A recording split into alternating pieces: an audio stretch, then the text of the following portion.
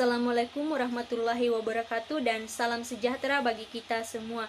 Perkenalkan, nama saya Resti Hernice, NPM 2018-04-09-033. Di sini saya akan memaparkan materi saya tentang manajemen pelayanan kesehatan. Pertama yaitu definisi manajemen. Menurut R. Kelly, manajemen adalah suatu proses khas yang terdiri dari tindakan-tindakan perencanaan, pengorganisasian, penggerakan, dan pengendalian yang dilakukan untuk menentukan serta mencapai sasaran yang telah ditentukan melalui pemanfaatan sumber daya. Sedangkan menurut James F. Stoner, manajemen adalah proses perencanaan, pengorganisasian, dan penggunaan sumber daya organisasi yang telah ditetapkan.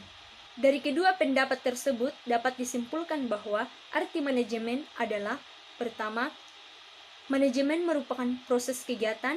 Yang kedua, manajemen merupakan suatu ilmu dan seni. Dan yang ketiga, manajemen merupakan suatu profesi. Dan yang keempat, manajemen merupakan sekumpulan orang untuk mencapai tujuan. Fungsi manajemen ada 4. Pertama yaitu perencanaan. Perencanaan berfungsi menentukan tujuan serta sasaran yang ingin dicapai. Kemudian yang kedua yaitu pengorganisasian. Pengorganisasian berfungsi pemberian perintah, pengalokasian sumber daya, serta pengaturan kegiatan secara terkoordinir untuk menerapkan rencana. Yang ketiga yaitu pengarahan.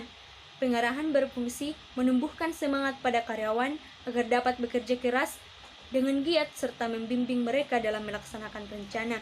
Dan yang terakhir yaitu pengendalian. Pengendalian berfungsi melihat apakah kegiatan organisasi sudah sesuai dengan rencana. Bidang-bidang manajemen ada 4. Pertama yaitu bidang pemasaran, bidang keuangan, bidang operasional, dan yang keempat yaitu bidang sumber daya manusia. Ciri-ciri manajemen.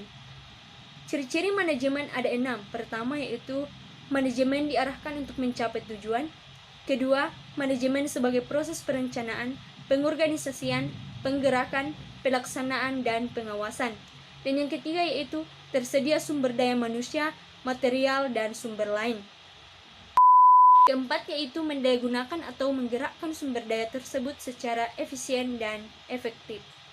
Kelima, terdapat orang yang menggerakkan sumber daya tersebut, yaitu seorang manajer.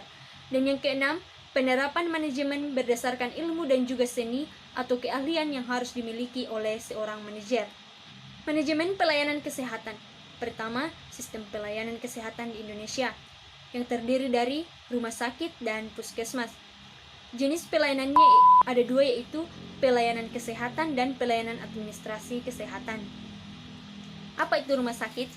Di sini dijelaskan bahwa rumah sakit adalah institusi pelayanan kesehatan yang menyelenggarakan pelayanan kesehatan perorangan secara paripurna yang menyediakan pelayanan rawat inap, rawat jalan, dan gawat darurat. Tugas dan fungsi rumah sakit. Pertama yaitu tugas rumah sakit. Tugas rumah sakit adalah melaksanakan upaya kesehatan secara berdaya guna dan berhasil guna dengan mengutamakan upaya penyembuhan dan pemeliharaan yang dilaksanakan secara serasi dan terpadu dengan upaya peningkatan dan pencegahan serta pelaksanaan rujukan. Kemudian, fungsi rumah sakit. Yang pertama, menyelenggarakan pelayanan medik. Kedua, pelayanan penunjang medik dan non-medik. Ketiga, pelayanan dan asuhan keperawatan. Keempat, pelayanan rujukan. Kelima, pendidikan dan pengembangan. Dan yang terakhir, administrasi umum dan keuangan. Ruang lingkup manajemen rumah sakit meliputi pelayanan kesehatan atau klinik.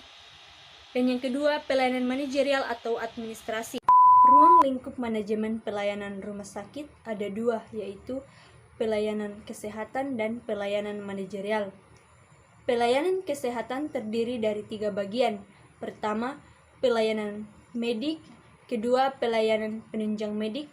Dan yang ketiga, pelayanan penunjang non-medik. Pelayanan medik meliputi unit rawat jalan, rawat inap, gawat darurat, dan rehabilitasi medik. Pelayanan penunjang medik meliputi unit laboratorium, farmasi, radiologi, dan imaging.